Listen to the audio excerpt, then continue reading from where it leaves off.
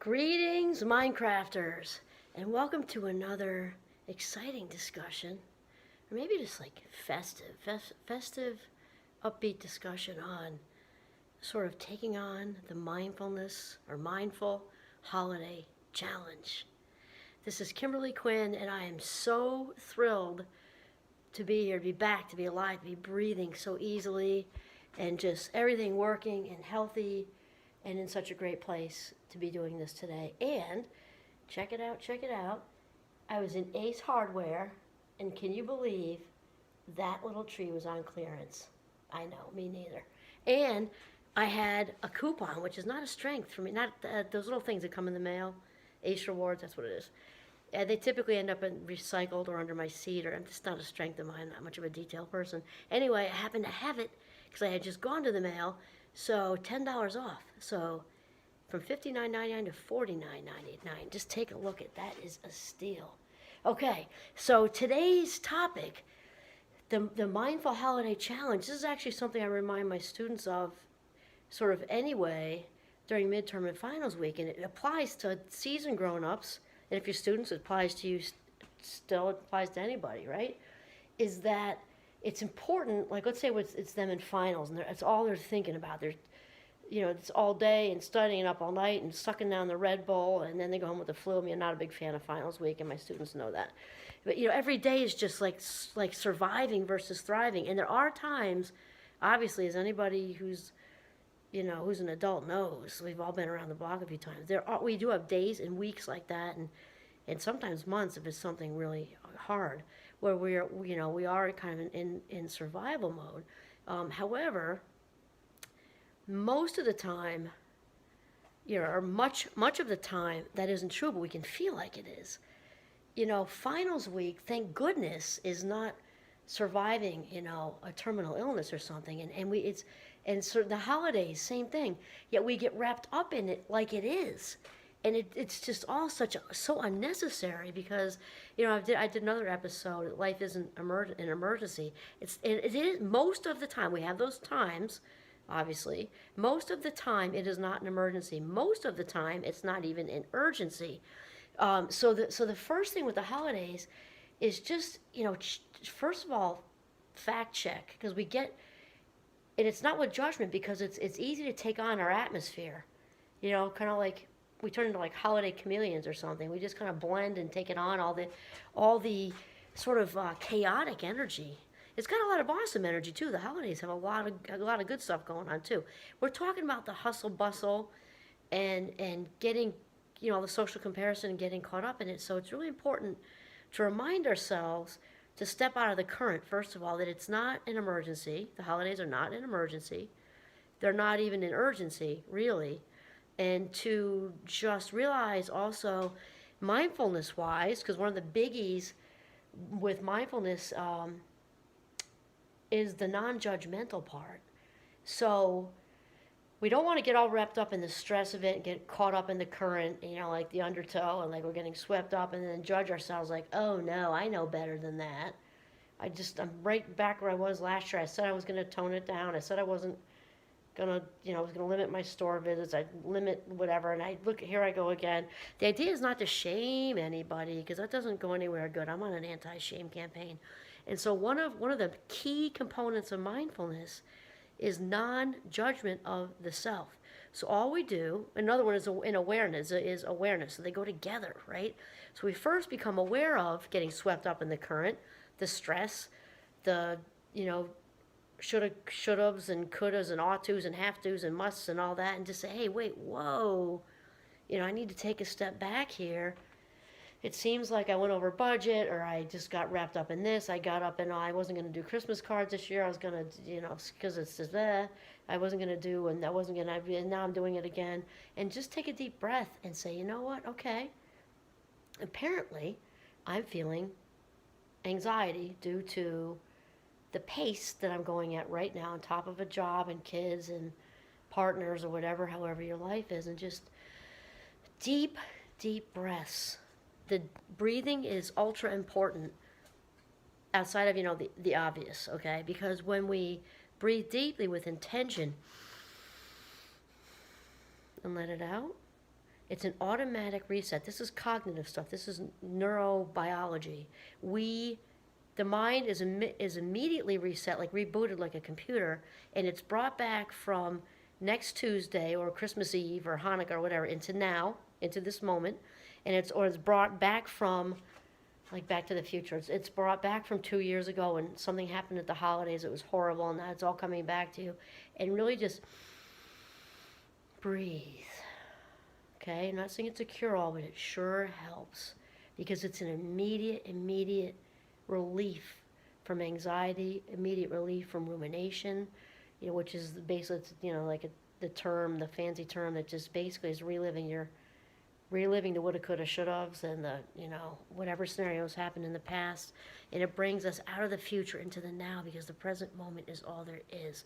So this is one of the biggies that I talk about with my students during midterms and finals, which also applies to now, is that when they're so wrapped up in surviving every valuable life minute of the day, and they obviously have to study, they have to do their thing. We're not saying that. But during those moments, or those days that we have, it's really important to realize that today matters too. Today matters too.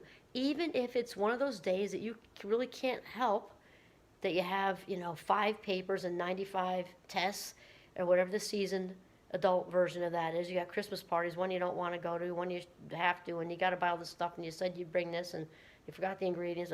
We have days like that, no matter what it is, while we're still trying to work and deal with kids, and maybe one of them just tested positive for the Rona, they're fine, but now you can't go anywhere, just threw everything. There are days like that where we just have to at least try to carve out. Even if it's 50, if you have a really nutty day, carving out 15 minutes, close the doors on the world for 15 minutes. We can spend that long in the bathroom. So if that's the type of day it is, step up to the mindfulness challenge, put up a boundary. You can do it subtly or not so subtly and say, hey gang, I need 15 minutes. I'm closing the door. Maybe duck into the bathroom. People tend to stay away from the private zone. Just close the door. Who cares what you're doing in there?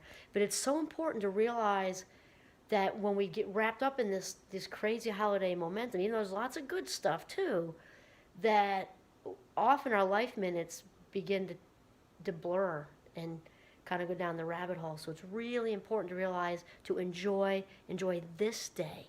Make a conscious decision to live deliberately.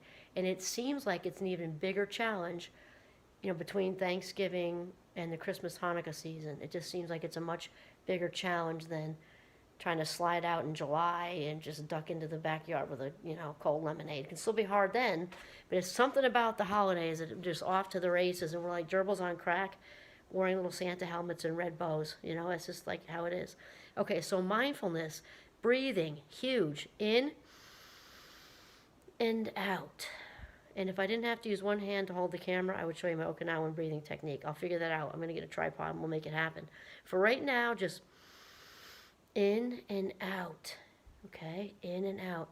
Another one I'll show you with one hand is to place firm pressure, doing circles on your eyelids. Circles on your eyelids. This stimulates the vagus nerve, and it's an immediate reset of the vagus nerve. Also, the outer rims of your earlobes. Apply firm pressure, and that will also activate your vagus nerve. It's an immediate relief. And if you're one of those people who is still really struggling to be good to yourself for whatever, probably past history reasons, those little things you can do for yourself are a lovely step towards cultivating self-love. And here's why. It goes into the self-esteem bank. I did something good for myself, even if it's something as small as rubbing your eyelids and as small as rubbing your earlobes, and calming yourself down is sending a message to your authentic self that you love you. And it's a really good start, because there are many of us who grew up in,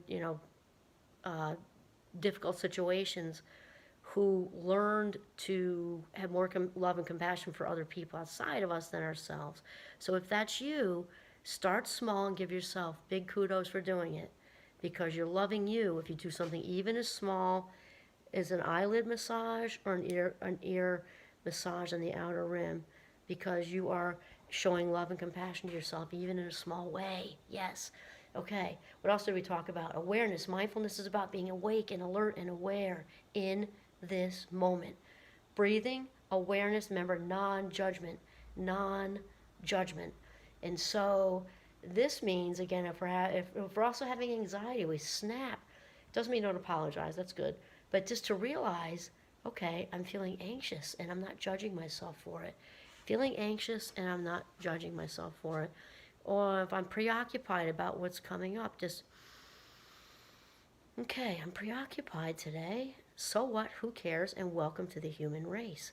And here's the thing, when we can really sort of master mindfulness, even for a smidge of the day, if you do it for 15 minutes on a day you're having a really fast, busy day, you're a champion. And make sure that you tell yourself that.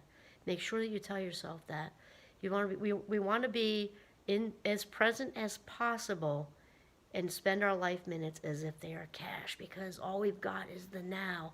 The only things that make it to long-term memory are the things we are attenuating to now. And then lastly, I do this every day of my life, is to set an intention, because the intention, I say it out loud, when we set an intention in the morning, that is how our day will go. So I'm going to have fun today. I'm going to laugh today. I'm going to be worry-free today. I am not going to let things get to me today. I'm going to be grateful today. I'm going to let the small stuff go today. Whatever it is, you want to just proclaim that right in the beginning, because intention is where it all begins, and then it puts it out there to the universe, and your day is going to go how you decide it goes. That's just how it goes. Okay, so the mindfulness challenge. Step up, and also, I want to say one last thing. Step out of the current. Take a step back. Because when we're swept, just like being swept up in reality, if you've ever had that experience in the ocean, you know, you're swept up underneath and you're a little kid and you get sand in your crackers too, and you have to get it all out of your bathing suit.